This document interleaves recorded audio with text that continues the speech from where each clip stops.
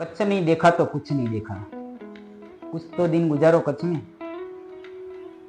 આના પરથી જ હવે તમને ખ્યાલ આવી ગયો છે કે આપણે શેની વાત કરવાની છે. તો દર્શક મિત્રો, કચ્છની અંદર રણોત્સવ એની શરૂઆત છે એ થઈ ગઈ છે. 2024-25 અને એના રણોત્સવ એની આપણે આ વિડીયોની અંદર એ વાત કરવાની છે. તો સૌપ્રથમ તો આ રણોત્સવ છે શું, અર્થાત રણોત્સવ એટલે શું, એ ક્યારે ઉજવાય છે, કઈ કઈ જગ્યાએ રણોત્સવ છે એની ઉજવણી થાય છે, આ વર્ષે ક્યારે ઉજવવાનો છે, રણોત્સવની વિશેષતાઓ શું છે, રણોત્સવના મુખ્ય આકર્ષણો શું છે, ત્યાં તમે કઈ રીતે પહોંચી શકો છો અને ત્યાંની ટિકિટ કેટલી છે. આ તમામ બાબતો એની ચર્ચા આ વિડીયોની અંદર હું તમને કરવાનો છું. સાથે સાથે એના કેટલાક મુખ્ય આકર્ષણો એ પણ અહીંયા બતાવવાનું છે. તો તમે આ વિડીયોના અંત સુધી બનાવી રહ્યો તો તમને આ સંપૂર્ણ માહિતી છે એ મળવા પાત્ર થશે.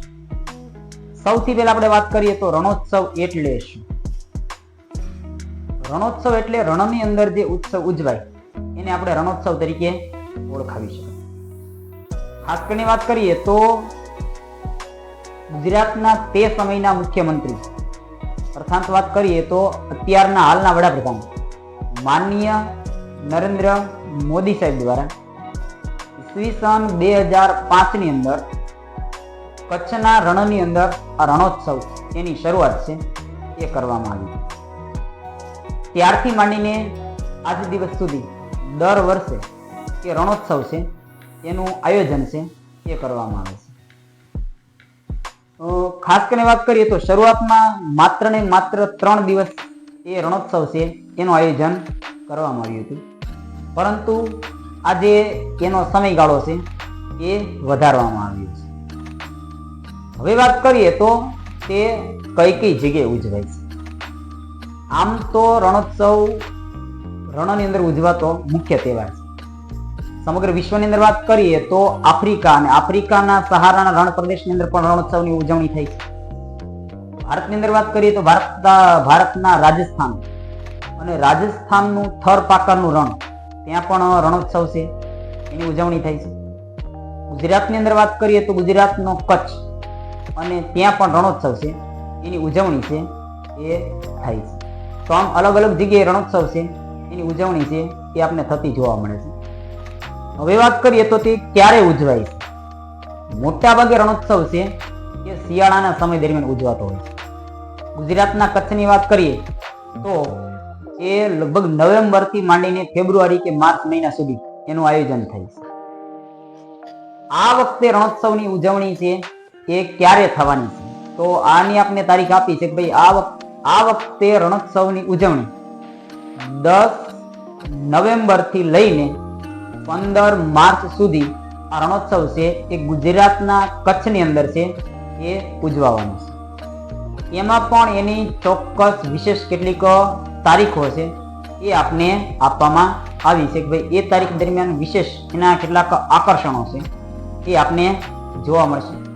જેની અંદરથી વાત કરીએ તો 29 ઓક્ટોબરથી 3 નવેમ્બર એ દિવાળી સ્પેશિયલ, 14 થી 16 નવેમ્બર એ ફૂલ મૂન, 14, 15, 16 ડિસેમ્બર એ સેકન્ડ ફૂલ મૂન, 22 થી 31 ડિસેમ્બર એ ક્રિસમસ અને ફૂલ મૂન, જાન્યુઆરીની 12, 13 અને 14 તારીખ એ પણ ફૂલ મૂન. આ સિવાય ફેબ્રુઆરીની 11, 12 અને 13 તારીખ એ પણ ફૂલ મૂન, અને છેલ્લે માર્ચ મહિનાની 13, 14 અને 15 તારીખ એ પણ ફૂલ મૂન. આ કેટલીક સ્પેશિયલ તારીખો છે ત્યાં એની વિશેષ એ ઉજવણી કરવામાં આવે છે. હવે આ રણોત્સવ છે તેની વિશેષતાઓ શું છે, તો ભાઈ આ ઉત્સવ છે એની અંદર વાત કરીએ તો રણ પ્રદેશની અંદર ઉજવાય છે. એટલે તમે ત્યાંના સ્થાનિક લોકો એને જે સરસમાના શણગારેલા ઊંટ અને ઊંટ ઉપર બેસીને વિશેષ સવારી કરી શકો છો. ત્યાંની ઊંટ ગાડી છે એની અંદર તમે ત્યાંની જે આજુબાજુના સ્થળોની એ મુલાકાત લઈ શકો છો, એનું પરિભ્રમણ છે કરી શકો છો. સાથે સાથે વાત કરીએ તો કચ્છની સંસ્કૃતિના પણ તમને અહીંયા એ દર્શન થાય છે. સાથે સાથે વાત કરીએ તો એ ત્યાંના જે સ્થાનિક લોકો, અને એમાંય ખાસ કરીને વાત કરીએ તો કચ્છી લોકો અને એનો બંને વિસ્તાર, એના જતકોમ, એના ભરત ગૂંથણના નમૂનાઓ છે, એ પણ તમે ત્યાં જઈને જોઈ શકો છો. ત્યાંના સ્થાનિક લોકોએ બાંધેલા ભૂંગા, જે તેમનું વિશિષ્ટ રહેઠાણ, અને ત્યાં તમે રાત્રિ રોકાણ કરીને વિશેષ આનંદ લઈ શકો છો.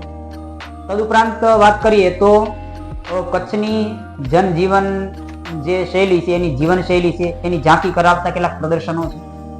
કચ્છનું સંગીત, તેમનું ભરતકામ, તેમના માટીકામના નમૂનાઓ, તેમની ચિત્રકલાના નમૂનાઓ, કચ્છની કેટલીક વાનગીઓ અને કચ્છના અન્ય સ્થળોની પણ તમે મુલાકાત છે એ લઈ શકો છો. આ તેમની મૂળભૂત છે એ વિશેષતાઓ.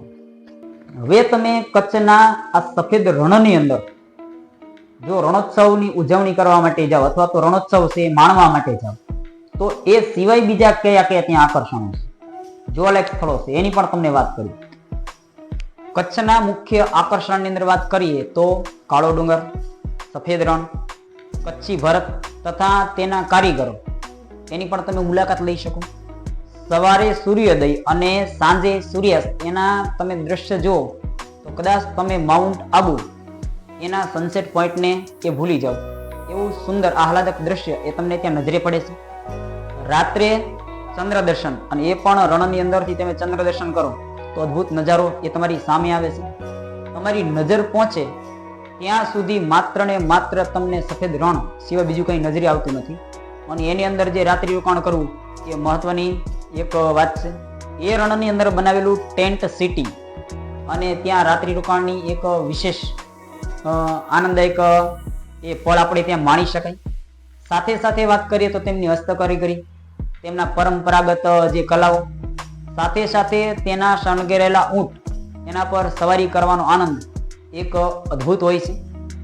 ત્યાંના લોકનૃત્ય, કાલબેલિયા, કચ્છી ઘોડી, સાથે સાથે ગુજરાતના ગરબા, આપણી લોકકથાઓ અને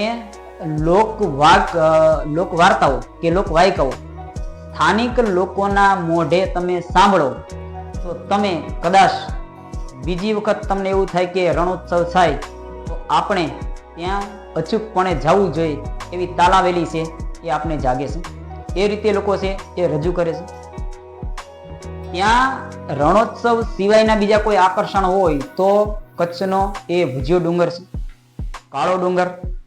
આ સિવાય વાત કરીએ તો ખદીર બેટની અંદર આવેલું પ્રાચીન સ્થાપત્ય, એનું સાંસ્કૃતિક વારસાનું નગર એટલે ધોળાવીરા, આઈના મહેલ છે, પ્રાગ મહેલ, વિજય વિલાસ પેલેસ, સાથે સાથે કચ્છનું મ્યુઝિયમ છે, હમીરસર તળાવ છે, ત્યાંનો માંડવીનો એ સુંદર મજાનો બીચ. આ સિવાય માતાનો મઢ, નારાયણ સરોવર, કોટેશ્વર, આ બધા વિશેષ મહત્વ ધરાવતા કેટલાક સ્થળ છે. એમાં પણ એનું વિશેષ જો કોઈ આકર્ષણ હોય તો તે કાળો ડુંગર. આમ તો તમને કાળો લાગે પણ તમે ઉપર જાઓ તો તમને ખ્યાલ આવે કે એ કાળો નથી. અને વિશેષ વાત તો એ છે કે ત્યાંથી તમને ભારત અને પાકિસ્તાન એની બોર્ડર છે એ ત્યાંથી દ્રશ્યમાન થાય છે. આ સિવાય પણ વાત કરીએ તો નાનું રણ છે એ જંગલી ગધેડા અર્થાત ઘુડખર એના માટેનું આ એક પ્રસિદ્ધ રણ છે. મોટું રણ છે એ ગુજરાતના રાજ્ય પક્ષી અર્થાત સુખાગ એના માટેનું એ વિશેષ આ રણ છે. તો આવા કેટલાક વિશેષ બીજા અન્ય આકર્ષણો એ પણ તમને ત્યાં દ્રશ્યમાન છે એ થતા જોવા મળે છે. હવે બીજી વાત કરીએ તો ત્યાં તમે કઈ રીતે પહોંચી શકો. તો આમ તો કચ્છના રણોત્સવની અંદર પહોંચવા માટેના મુખ્યત્વે 3 માર્ગ આપણે કહી શકાય. એમાં પહેલું સડક માર્ગ, જેમાં ગુજરાત સરકારની વાહન વ્યવહાર નિગમ એસટી એના મારફતે પણ તમે ત્યાં એ પહોંચી શકો છો. અમદાવાદથી ભુજ સુધીની કે અન્ય મુખ્ય સ્થળોથી એ ત્યાં સુધીની એસટીઓ છે એ બસ એ તમને મળે છે. આ સિવાય કેટલીક ખાનગી ટ્રાવેલર્સ એના મારફતે પણ તમે ત્યાં પહોંચી શકો છો. તમારું પ્રાઇવેટ વાહન લઈને પણ એ તમે ત્યાં પહોંચી શકો છો. રેલવેની વાત કરીએ તો ભુજ અને ગાંધીધામ આ મુખ્ય 2 રેલ માર્ગો આની સાથે જોડાયેલા છે. ખાસ કરીને વાત કરીએ તો તમે ત્યાં ભુજ અને ગાંધીધામથી પણ એ ત્યાં સુધી પહોંચી શકો છો. કારણ કે ભુજથી લગભગ 80 કિલોમીટર દૂર આ કચ્છ અને એનું ધોરડો અને એ ગામની અંદર આ રણોત્સવનું એ આયોજન થતું હોવાને કારણે તમારે એ ત્યાં આ રીતે એ પહોંચી શકાય છે. હવાઈ માર્ગની વાત કરીએ તો ત્યાંનું મુખ્ય જો એરપોર્ટ હોય તો તે છે ભુજ, અને ભુજના એરપોર્ટથી તમે ત્યાં પહોંચી શકો છો. એમાં પણ ખાસ કરીને વાત કરીએ તો મુંબઈ, દિલ્હી અને અમદાવાદ જેવા એરપોર્ટથી એ સીધા તમે વિમાની માર્ગે ભુજ તમે પહોંચી શકો છો, અને ભુજથી તમે આ રણોત્સવ છે એની મુલાકાતે એ જઈ શકો છો. એના પછી મુખ્ય આપણે વાત કરીએ તો ત્યાંની ટિકિટ કેટલી છે. આમ તો રણની અંદર ફરવા માટેની, પરંતુ ત્યાં વિવિધ પ્રકારના પેકેજ, 1 રાત્રિ માટેનું, 2 રાત્રિ, 3 રાત્રિ કે 4 રાત્રિ માટેના વિવિધ પ્રકારના એ પેકેજ છે. ત્યાંની ટેન્ટ સિટી જે બનાવેલી છે તેની અંદર રહેવા માટેના, તો એની ટિકિટ મિનિમમ વાત કરીએ તો 5,000 થી માંડીને 25,000 થી 30,000 સુધીની એ ટિકિટ આપણે અહીંયા જોવા મળે છે. તો આ રીતે મેં તમને ટૂંકમાં આ વિડીયોની અંદર આ બધી બાબતો છે એ દર્શાવવાનો પ્રયત્ન કર્યો કે ભાઈ રણોત્સવ છે એ ક્યારે ઉજવાય, એની વિશેષતા શું છે, તમે કઈ રીતે પહોંચી શકો અને ત્યાં અંદાજિત કેટલો ખર્ચો થાય. આ સિવાય પણ તમારે ઠંડીની સિઝન હોવાથી તમારે એ રીતે તૈયારી સાથે જવાનું જેથી કરીને કોઈ મુશ્કેલીઓ પડે નહીં. ગરમ કપડાથી માંડીને અન્ય કોઈ જરૂરી ચીજવસ્તુઓ છે એ સાથે લઈ જવા, એની પણ અહીંયા તમને એ સલાહ આપવામાં આવે છે. તો આ રીતે મેં તમને આ વિડીયો છે એની અંદર આ બતાવવાનો પ્રયત્ન કર્યો. જો તમને આ વિડીયો ગમ્યો હોય તો તેને લાઈક કરજો, શેર કરજો અને અમારી ચેનલને સબસ્ક્રાઈબ કરજો, જેથી કરીને તમને આવી જ નવી માહિતીસભર છે એ બીજી ઇન્ફોર્મેશન મળતી રહે. તો બધાને જય શ્રી કૃષ્ણ, જય માતાજી, જય હિન્દ, ભારત માતા કી જય.